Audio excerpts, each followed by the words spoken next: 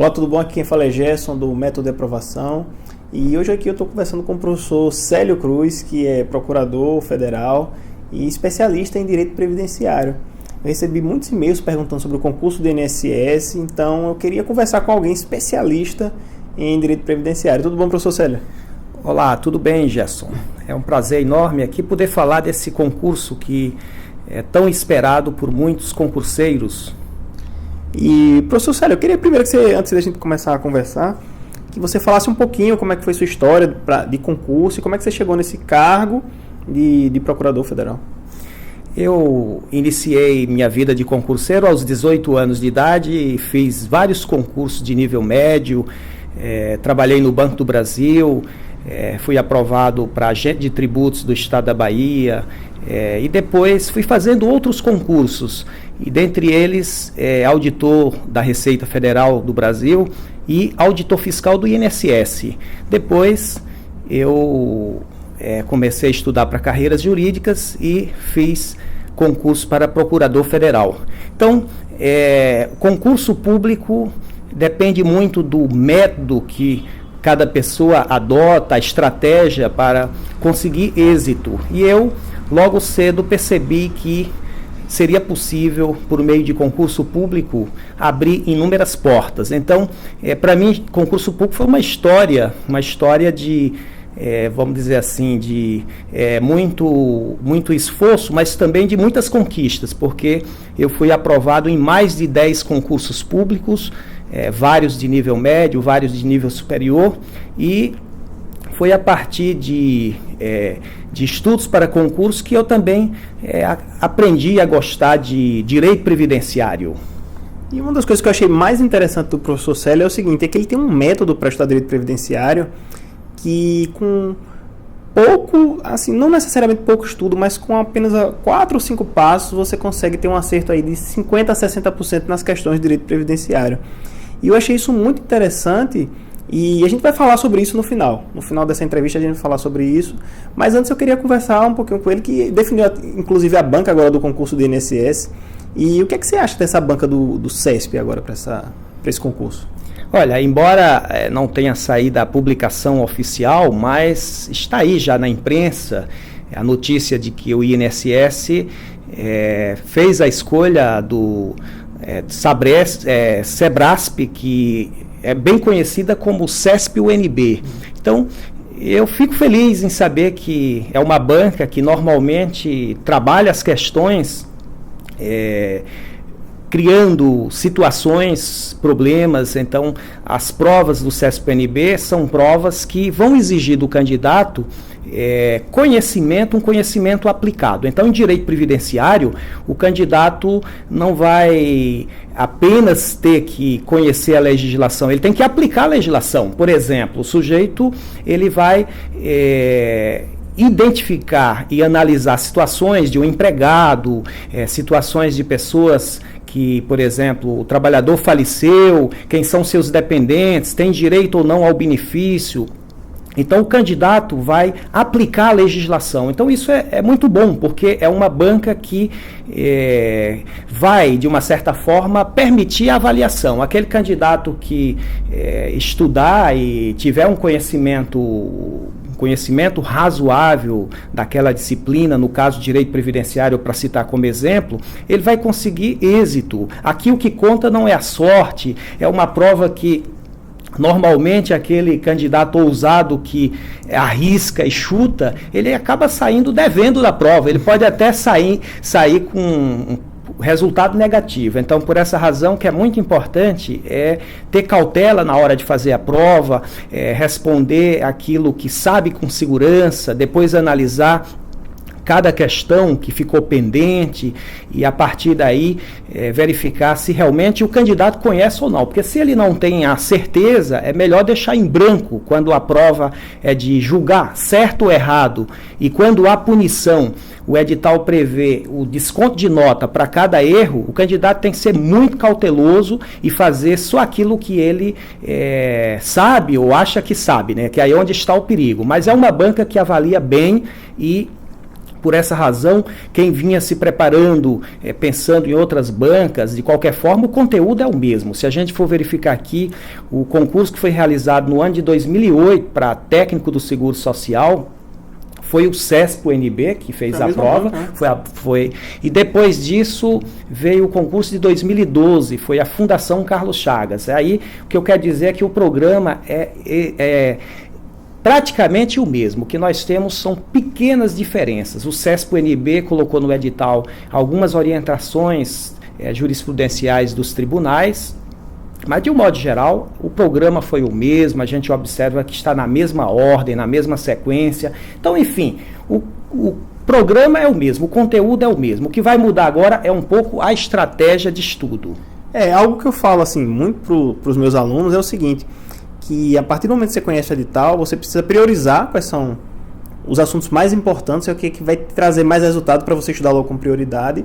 E o segundo é você saber o grau de dificuldade que isso vai ser cobrado, para você saber até onde você vai estudar, por onde você vai estudar. E isso é uma das coisas interessantes que eu achei quando eu conversei com você nesse seu método, né? Você poderia explicar um pouquinho melhor como é que é esse método e quais os principais passos, quais são os principais assuntos de direito previdenciário que você precisa estudar, que vai te dar esse resultado superior? Olha, aqui eu quero até fazer uma referência, Gerson, ao método que você adota, o método de aprovação que eu conheço, e concordo contigo que nenhum candidato consegue atingir 100% do conteúdo que é cobrado nos concursos públicos. E aí é muito importante saber selecionar o que estudar e como estudar, qual é a estratégia que o candidato deve adotar. Em direito previdenciário, há assuntos que eles sempre são cobrados por qualquer banca que elabore o concurso público. E aqui vamos tomar como referência... Você estava me explicando aqui, até aqui atrás, nesse quadro aqui. Eu costumo dizer para os estudantes de direito previdenciário, e sobretudo para quem estuda para concurso público, que é fundamental conhecer alguns institutos básicos. O estudante de direito previdenciário que ele aprende, Gerson, se ele conseguir, por exemplo,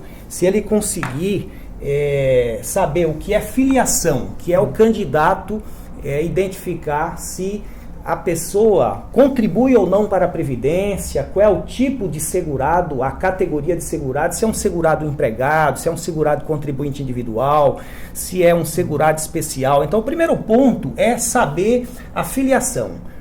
O trabalhador é filiado, o cidadão é filiado à Previdência Social. Esse assunto é bastante cobrado nos concursos públicos.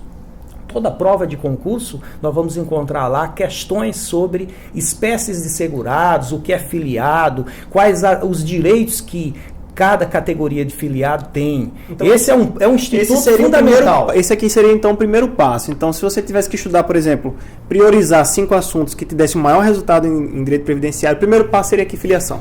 O primeiro passo é compreender a filiação e fazer uma conexão disso com a Constituição, para saber que Previdência tem caráter contributivo, que só tem direito à aposentadoria quem contribuiu, quem não contribuiu não vai ter direito à aposentadoria. Então, o primeiro passo é filiação. E aí é importante ter uma visão sistêmica dos institutos mais importantes. Se o sujeito é filiado, aí vem uma pergunta importante. Muitas vezes alguém fica desempregado ou por inadimplência, dificuldade financeira, para de contribuir para a Previdência. E aí vem a pergunta, se parar de contribuir, perde o vínculo com a Previdência Social, não vai mais ter direito a benefícios, então a lei traz um período de graça, é a chamada manutenção do vínculo com a Previdência Social. Então esse é um outro instituto importante, ponto, né? Que o aluno, para compreender, qualquer aplicador do direito previdenciário, entender quem tem direito a benefício ou não, tem que saber, é filiado, está dentro do período de graça ou continua contribuindo. E aí depois vem um outro instituto importante, que é a carência. A carência é o que ocorre, por exemplo, com plano de saúde. Muitas vezes, para usufruir de um determinado benefício, o candidato tem que provar que já contribuiu um tempo mínimo de contribuição por exemplo, para ter direito à aposentadoria por idade, ele tem que provar que contribuiu 180 meses.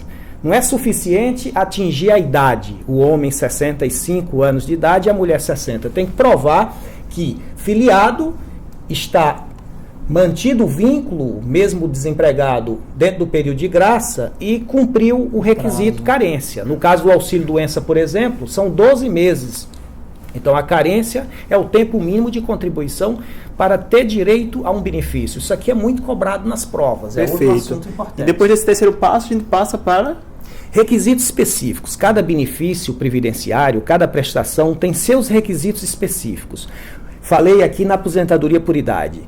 O requisito específico é a idade. O homem, 65 anos, a mulher, 60 anos. Auxílio-doença. Qual é o requisito específico? Algumas pessoas pensam que é doença. Não, não é qualquer doença. É a incapacidade temporária para o trabalho, quando o período for superior a 15 dias. Isso tem que ser atestado pela perícia da Previdência Social, do INSS. Então, cada benefício tem seu requisito. E esse seria o quarto passo. E o último passo seria... Bom, aí é importante saber qual é o valor do benefício, né? Quando alguém quer saber se tem direito ou não ao benefício, por último vem aquela pergunta básica, mas qual é o valor do benefício? Meu benefício vai ser qual o valor? Então aí é o cálculo do benefício. É importante saber que o cálculo do benefício toma por base o salário de contribuição, que é o valor sobre o qual é calculada a contribuição do trabalhador, do segurado. Então, se ele ganha 2 mil por mês, o salário de contribuição é 2 mil. Então, isso é utilizado para o cálculo do salário de benefício, que vai chegar à renda mensal do benefício. Então, observe, Gerson, que a partir desses institutos aqui, que eu estou elencando, 5 institutos, aquela pessoa que conhece bem filiação, período de graça, carência e conhece os requisitos específicos para cada benefício e ainda sabe calcular o benefício, ela aí vai ter condições de responder, seja questões sociais, problemas do dia a dia das pessoas, para saber se alguém tem direito a um benefício ou não, seja numa prova, vai conseguir resolver, eu diria que a maioria das questões de direito previdenciário. Então veja que coisa interessante, né? Você realmente não precisa saber tudo de direito previdenciário num primeiro momento. Num primeiro momento é importante que você saiba o que é prioritário, o que é mais importante. E pelo que a gente pode ver com o professor Célio, filiação, período de graça, carência, requisitos específicos e cálculo do benefício já vai te dar aí quantos por cento de uma prova. Por exemplo, na prova do INSS, mas eu não estou falando só para a prova do INSS, que a pessoa pode estar vendo esse vídeo em outro momento, prova de outro concurso, que o requisito seja direito previdenciário. Então, com esses cinco pontos aí, é possível acertar em torno de 50% a 60% das questões de direito previdenciário já? Sim, principalmente quando é um concurso que o foco maior é a parte do plano de benefícios. Quando é um concurso que cobra a parte de custeio, aí eu diria que é importante incluir uma outra etapa de custeio que vai se aproveitar desses institutos básicos. Mas para o INSS, por exemplo, e outros concursos como o TRT, que cobram mais a parte de benefícios, aí, sabendo desses institutos e aplicando bem esses conhecimentos, consegue acertar aí entre 50% a 60% da prova.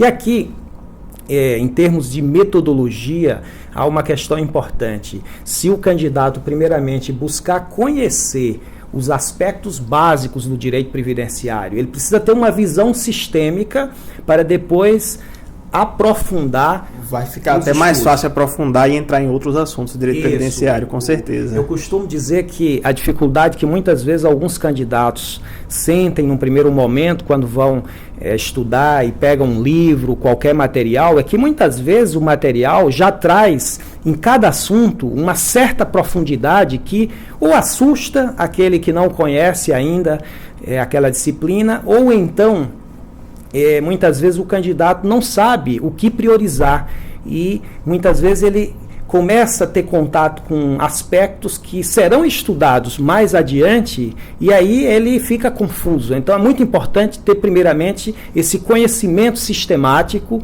dos institutos básicos e depois aí ele deve fazer o aprofundamento. E aí por último, aí a terceira etapa é a etapa do treinamento. Ele precisa revisar, trabalhar com mapas mentais é fundamental, é um método importante, porque na medida que ele vai estudando cada conteúdo, ele já vai organizando ali, fazendo seus resumos, esquemas, os mapas mentais. E aí depois ele faz uma revisão final e treina, resolve questões, é fundamental. Perfeito, professor Célio.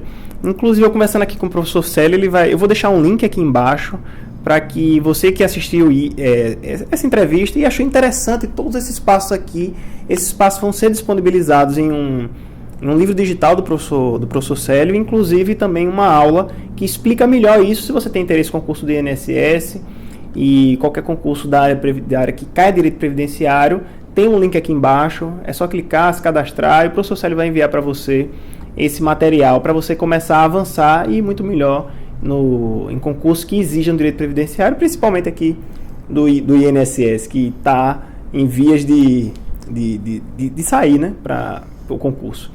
Então, professor Célio... Gerson, eu queria aproveitar a oportunidade de dizer que, além desse e-book que vai trazer esses aspectos básicos com mapas mentais, eu quero também aqui deixar disponível uma aula que faz uma abordagem sistemática desses institutos, dá uma visão geral.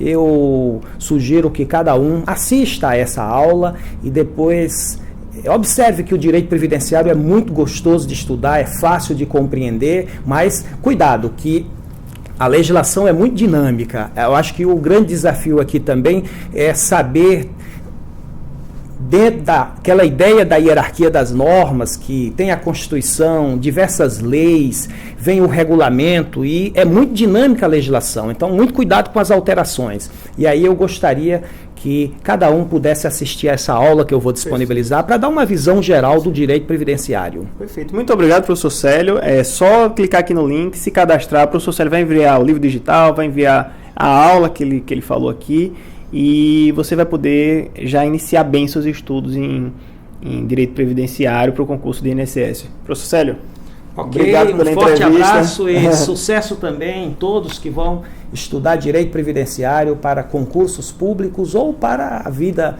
o exercício também profissional. Um abraço. Perfeito. Um grande abraço e até o próximo vídeo.